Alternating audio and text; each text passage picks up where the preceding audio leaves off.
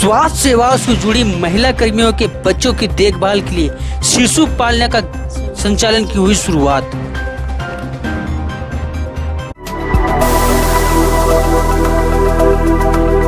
हजारीबाग सहित अन्य जिलों के छात्रों ने मिलकर तैयार किया कोविड संदिग्ध क्वारंटाइन के निगरानी ट्रैकिंग ऐप।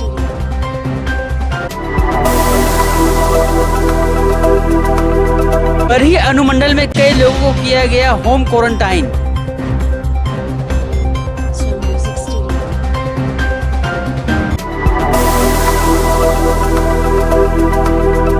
कर्मवीर पुलिस जवानों को चौथे दिन सदर विधायक ने कराया अल्पाहार, बांटे मास्क।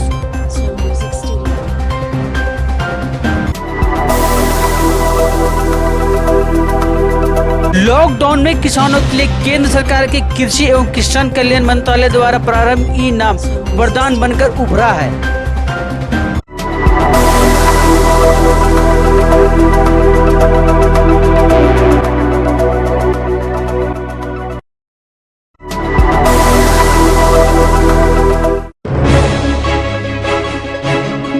कोविड-19 के रोकथाम के अभियान में जुड़े प्रतिनियुक्त चिकित्सा कर्मियों की सेवा अवधि में उनके बच्चों की देखभाल के लिए हजारीबाग मेडिकल कॉलेज परिसर में समाज कल्याण विभाग हजारीबाग द्वारा शिशु पालना गृह का संचालन किया जा रहा है। उसकी उचित देखभाल तथा आवश्यक चीजों की देखरेख के लिए महिला कर्मियों की प्रतिनियुक्ति की गई है। वैश्विक महामारी कोरोना संक्रमण के मद्देनजर जिले के सभी चिकित्सा विभाग से जुड़े कर्मियों की व्यवस्था बढ़ गई है, जिस कारण ऐसे कर्मी जो अपनी सेवाएं अस्पतालों स्वास्थ्य केंद्रों में दे रहे हैं उनके बच्चों की देखभाल में आ रही दिक्कतों का ध्यान रखते हुए उपायुक्त डॉक्टर भुवनेश प्रताप सिंह ने पहल करते हुए जिला समाज कल्याण विभाग हजारीबाग को मेडिकल कॉलेज परिसर में शिशु पालना गृह संचालित करने का निर्देश दिया है। इस पर जिला समाज कल्याण पदाधिकारी शिप्रा सिन्हा ने बताया कि शिशु पालना गृह में बच्चों के सेहत से जुड़ी सभी आवश्यक खाद्य पदार्थ जैसे दूध, दलिया आदि की व्यवस्था की गई है। साथ ही बच्चों के लिए कोविड-19 के मापदंडों के अनुरूप सैनिटाइज प्रतिनियुक्त कर्मियों के लिए मास्क, हैंड वॉश, ग्लव्स, दवाइयाँ व हाइजीन का पूर्ण ख्याल रखा जाएगा।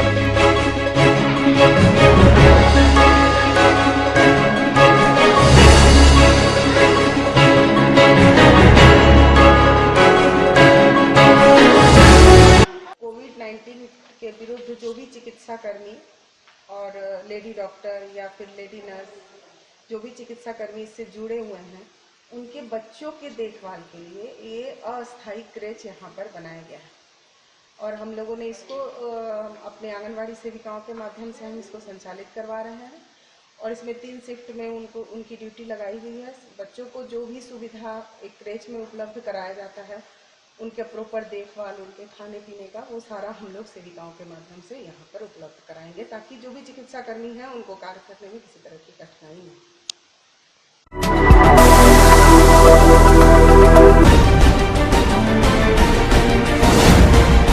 तकनीक के उपयोग से क्वारंटाइन कोविड के संदिग्ध व्यक्तियों की निगरानी व उनके ट्रैकिंग के लिए NIT जमशेदपुर के छात्रों के द्वारा तैयार किया गया सुरक्षा मोबाइल ऐप जिला प्रशासन हजारीबाग सुरक्षा मोबाइल ऐप से क्वारंटाइन लोगों की निगरानी रखेगी।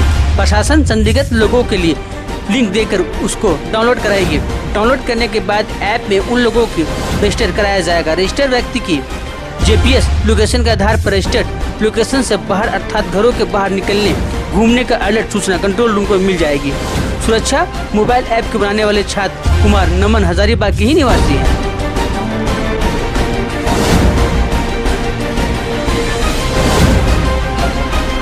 बनाया है एक एप्लीकेशन क्वारंटीन में रखे व्यक्तियों की मॉनिटरिंग के लिए। क्या है वो ऐप, विस्तार में बताइए।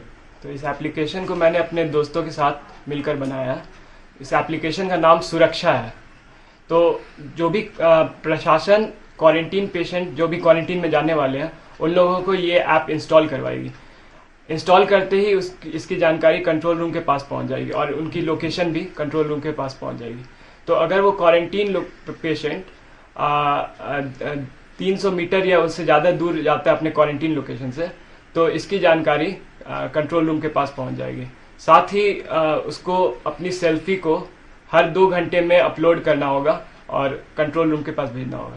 तो इससे उस जो भी क्वारंटीन में है उनकी पूरी जानकारी कंट्रोल रूम के पास पहुंचते जाएगी और इससे प्रशासन को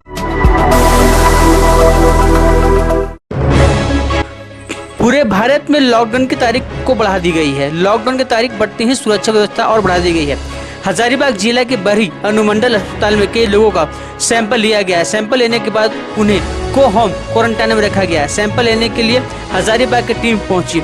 टीम के एक डॉक्टर ने कहा कि हम सभी का सैंपल लेकर रिम्स रांची भेजा जाएगा, उसकी जांच होगी। वहीं चिकित्सा प्रभारी डॉक्टर शशि शेखर ने कहा कि हमारे यहाँ क्वारंटाइन सुविधा बेहतर है। कहाँ की आई हुई है सर जांच के लिए? हजारीबाग मेडिकल कॉलेज हॉस्पिटल से टीम आई है। अच्छा, ठीक है, हम लोग यहाँ पर सैंपल कलेक्शन के लिए आए हैं, स्वाब कलेक्शन और नेजोफेरेंजियल एंड ओरोफेरेंजियल स्वाब और सस्पेक्टेड केस ऑफ कोविड-19। जी, अभी तक जितना जांच हुआ है सर, इसमें कुछ सस्पेक्टेड अभी तो जांच का जा रहा है सैंपल। अच्छा, इसके बाद दो से 3 दिन में इसका रिपोर्ट आएगा। उसके बाद फिर आगे की देखी जाएगी कि जिस पेशेंट का पॉजिटिव आया है उसको फिर यहाँ से शिफ्ट किया जाएगा। कहाँ पे शिफ्ट किया जाएगा? यहाँ कोविड हॉस्पिटल तो हजारीबाग हॉस्पिटल जिला में हजारीबाग मेडिकल कॉलेज हॉस्पिटल को बनाया है और क्रिटिकल केयर के लिए फिर आरोग्यम हॉस्पिटल है और भी हॉस्पिटल्स हैं। मेनली 2 हॉस्पिटल अभी वहाँ है और एक कोविड केयर भी है, वो हजारीबाग में ही फॉरेस्ट सेंटर है। जी सर, धन्यवाद।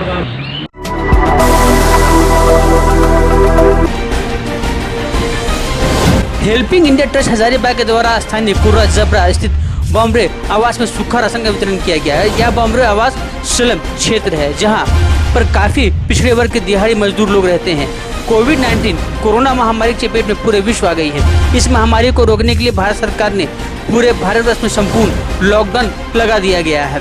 इसके बाद ऐसे कई मजदूर गरीब कमजोर वर्ग के परिवार के लिए खाने पीने की काफी दिक्कतों का सामना करना पड़ रहा है, जिसको देखते हुए ट्रस्ट के द्वारा कुछ खाने की सामग्री का वितरण किया गया और साथ में भरोसा भी दिलाया गया कि आपकी समस्याओं को सरकार तक पहुंचाने का भी हम काम करेंगे।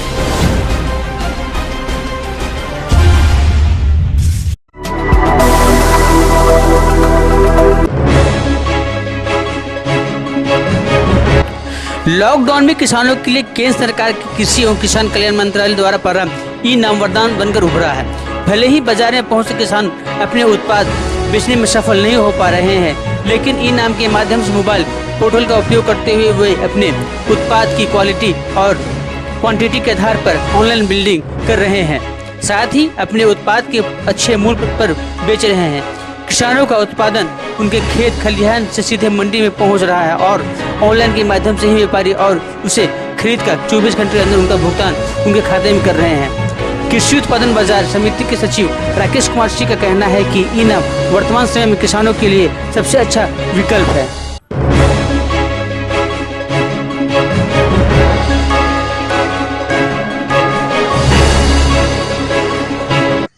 किसानों के लिए एक वरदान है।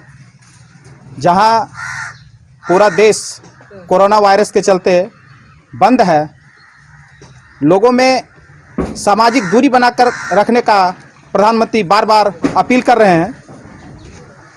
इस परिस्थिति में भी हम किसान एक मायूसी की ओर बढ़ रहे थे कि आखिर अपना उत्पाद हम कैसे और कहां बेचें, लेकिन ई-नाम के माध्यम से हम किसानों के लिए भारत सरकार ने ई-गेट फार्मिंग का लॉन्च किए और उसके माध्यम से हम किसान अपना उत्पाद घर में रहकर ही सामाजिक दूरी का पालन करते हुए भी बेच रहे हैं। हम लोग अपना उत्पाद मोबाइल ऐप से ही घर से बैठे बैठे ही हमारे पास कौन सा उपज है, गेहूं है, सरसों है, चना है, जो भी उपज है और उसका क्वालिटी क्या है और उसमें क्वांटिटी कितना है हमारे पास, हम वो बाज़ार को भेजते हैं मोबाइल ऐप के माध्यम से ही। इसके बाद वहाँ नीलामी होती है हमारे सामान का और हम लोग कम से कम भारत सरकार के द्वारा निर्धारित समर्थन मूल्य से ऊपर अपना दाम रखते हैं। इसके बाद जो भी व्यापारी हम किसानों का उत्पाद अधिक मूल्य में खरीदता है, हम उन्हें बेच देते हैं, हम उन्हें उनके भेज देते हैं।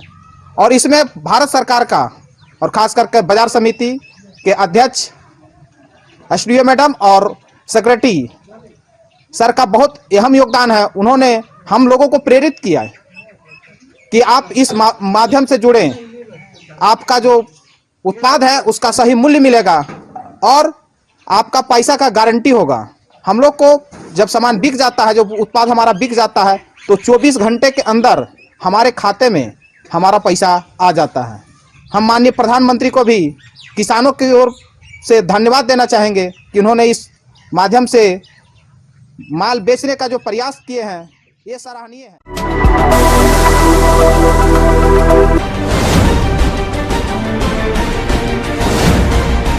सदर विधायक मनीष जायसवाल के द्वारा गुरुवार को लगातार चौथे दिन भी उन्होंने करीब 250 कर्मवीर पुलिस कर्मियों को अल्पाहार उपलब्ध कराया। इस क्रम में विधायक मनीष जायसवाल खुद सड़क पर निकले और सदर थाना, महिला थाना सहित कई अन्य जगह जाकर ड्यूटी पर तैनात पुलिस कर्मियों को अल्पाहार के रूप में पानी, सत्तू का पैकेट और मास्क दिया और विषम परिस्थिति में घर परिवार को छोड़कर चुनौतीपूर्ण ड्यूटी कर रहे कर्मवीर पुलिस कर्मियों को हौसला अफजाई करते हुए उनका मनोबल बढ़ाया।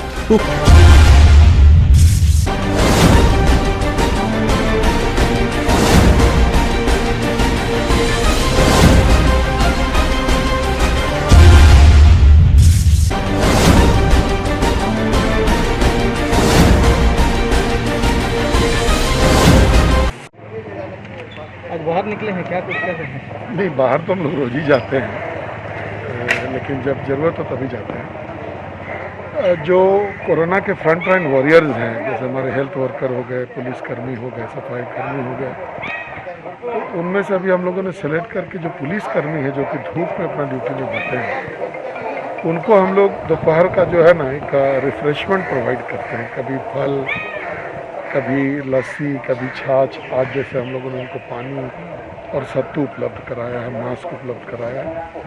उनका मनोबल ऊंचा रहे ताकि ये जो लॉकडाउन है इसका इफेक्टिवली कंट्रोल रहे। ये इसी उद्देश्य से हम लोग इनको इनकरेज करते हैं।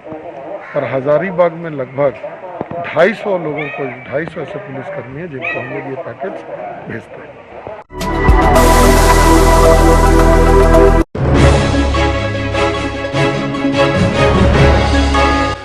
कोविड-19 को लेकर लाइफ केयर हॉस्पिटल पूरी तरह तैयार है और अगर संक्रमित मरीज हॉस्पिटल में आते हैं तो उसकी सुरक्षा के साथ साथ इलाज के दौरान किए जाने वाली तैयारियां के मामले में लाइफ केयर हॉस्पिटल अब पूरी तरह तैयार है। इस संदर्भ में निदेशक डॉक्टर मेराज ने बताया कि 30 से भी अधिक डॉक्टरों को गुरुवार को वेंटिलेटर के लिए प्रशिक्षित किया गया। साथ ही उन्होंने बताया कि लगातार चिकित्सकों के बीच कोविड-19 को लेकर प्रशिक्षण का दौर जारी है और लाइफ केयर हॉस्पिटल में कोविड-19 को लेकर पूरी व्यवस्था की जा चुकी है।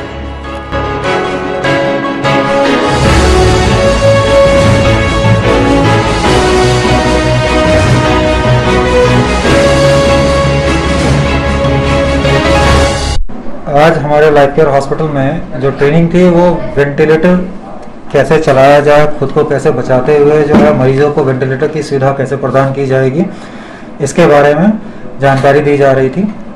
वेंटिलेटर किस तरह से काम करेगा, उसमें हैंड्स ऑन ट्रेनिंग भी, खुद से वेंटिलेटर को चलाते हुए लोगों में थोड़ा कॉन्फिडेंस जगाना। पहले भी 13 डॉक्टर्स को ट्रेनिंग दी गई थी। आज हमने 30 डॉक्टरों को इस बारे में जानकारी दी है, क्योंकि वेंटिलेटर एक बहुत ही कॉम्प्लिकेटेड मशीन होता है। उसमें मरीज का जिंदा रहना या मरना उस पर निर्भर करता है और वेंटिलेटर चलाने के लिए एक्सपर्टाइज की ज़रूरत पड़ती है। ठीक है, इसकी बेसिक नॉलेज अगर नहीं हो तो बहुत नुकसान हो सकता है।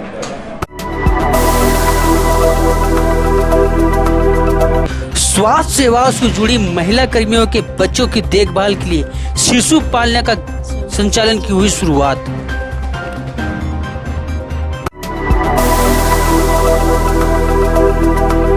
हजारीबाग सहित अन्य जिलों के छात्रों ने मिलकर तैयार किया कोविड संदिग्ध क्वारंटाइन की निगरानी ट्रैकिंग ऐप।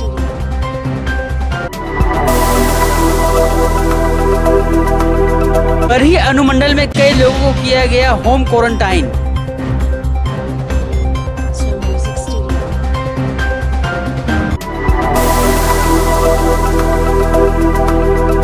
कर्मवीर पुलिस जवानों को चौथे दिन सदर विधायक ने कराया अल्पाहार, बांटे मास्क।